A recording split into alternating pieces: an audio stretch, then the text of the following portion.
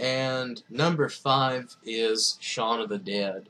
And Shaun of the Dead was made in 2004, and I love this film. Simon Pegg and Nick Frost crack me up.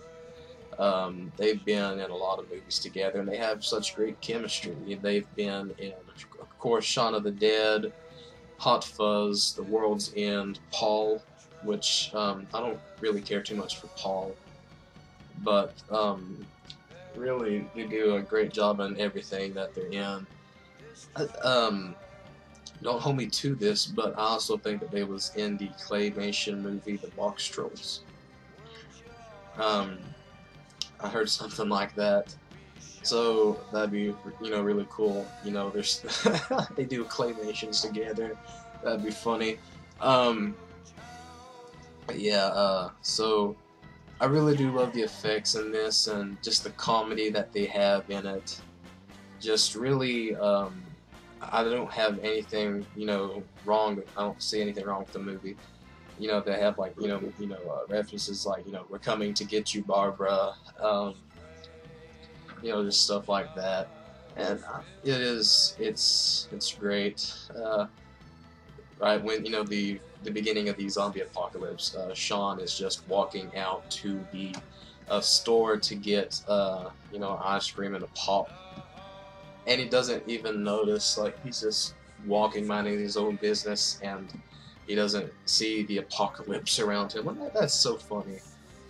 It's just like your average, ordinary slackers surviving the zombie apocalypse. But I could talk about this one for hours, but let's move on to number 4. And I'm probably going to get a bit of hate for this, but I do see this as a zombie film as well as an infected film, and that is 28 Days Later from 2002. Now, I really do like this movie, and I gave Chris Rock a hard time about this before, but I do agree with him. I do agree.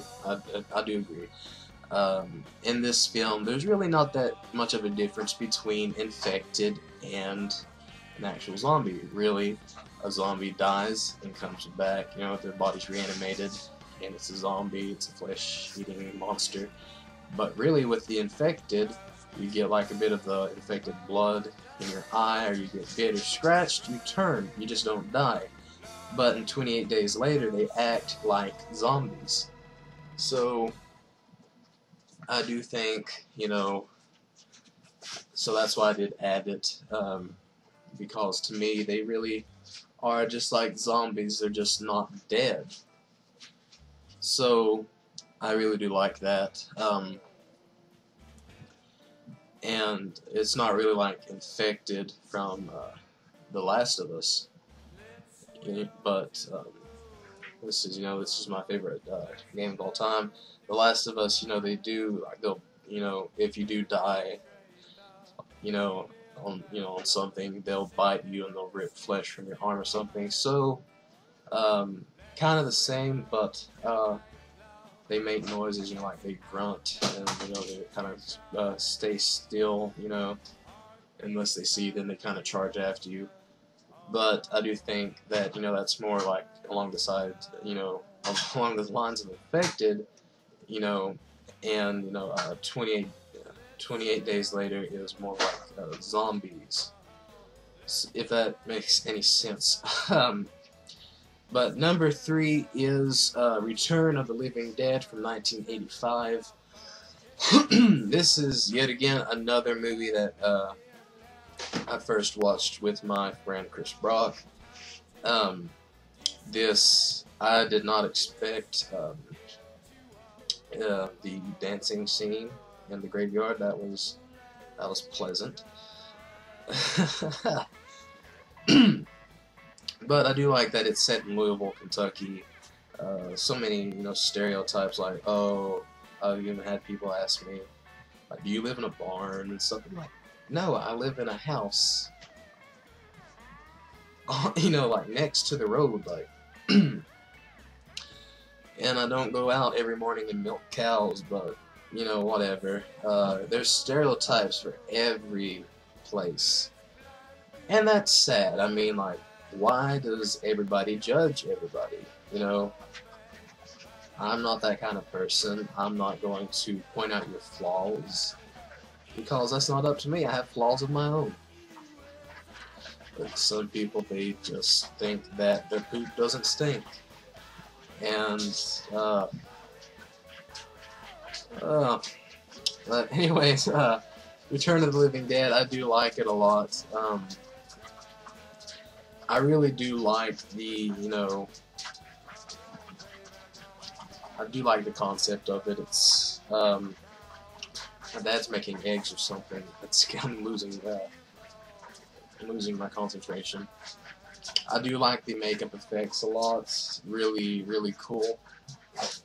And, just overall, that movie to me is so funny, and just, I do like the acting in it.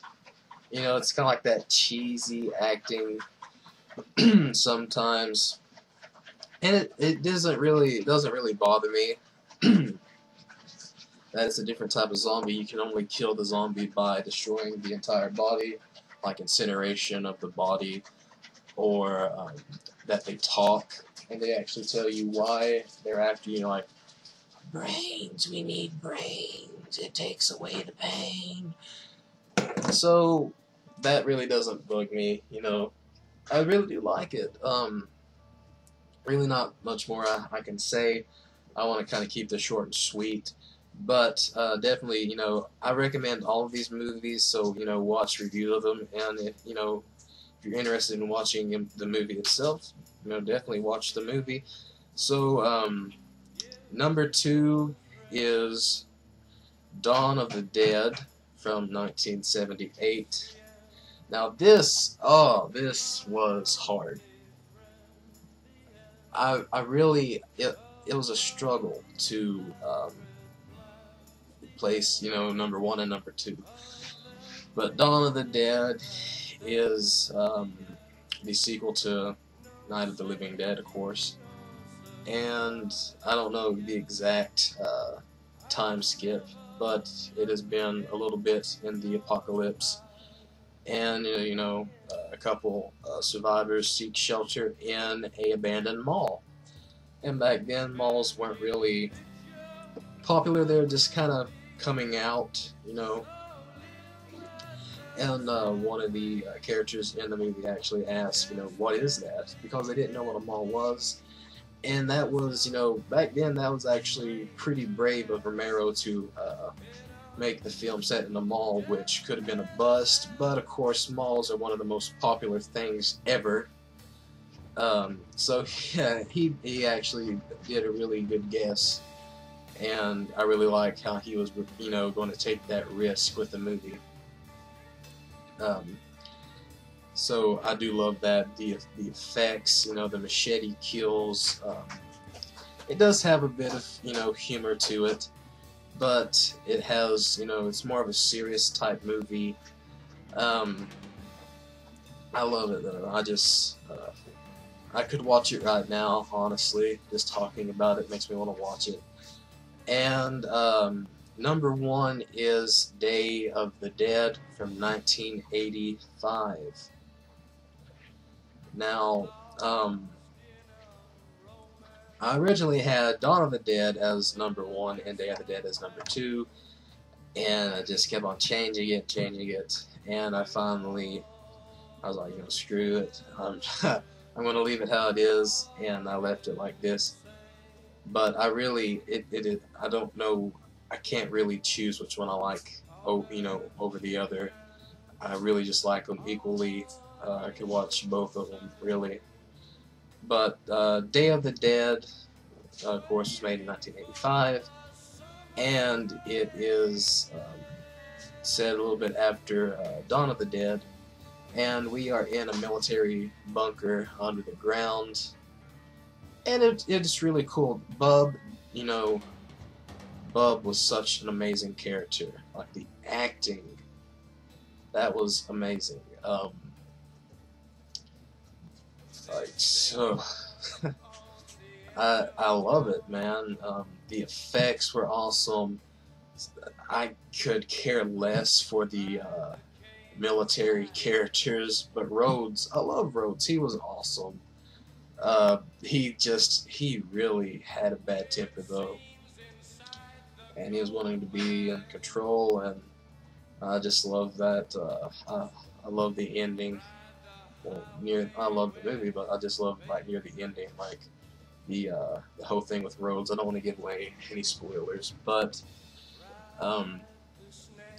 just really really great overall. But this is 10 minutes, so I'm gonna have to cut it here because I want this to actually get up on YouTube. So thank you guys so much for watching. Please like, comment, and subscribe if you're new to the channel. And please check out videos from Chris Brock, the Horror Ninja 101, Vanessa, Andre, the Little Rocker Cutie, and the Jay Sloan. And once again, guys, this is Jeremy telling you to be careful, because you never know what might be lurking in the shadows.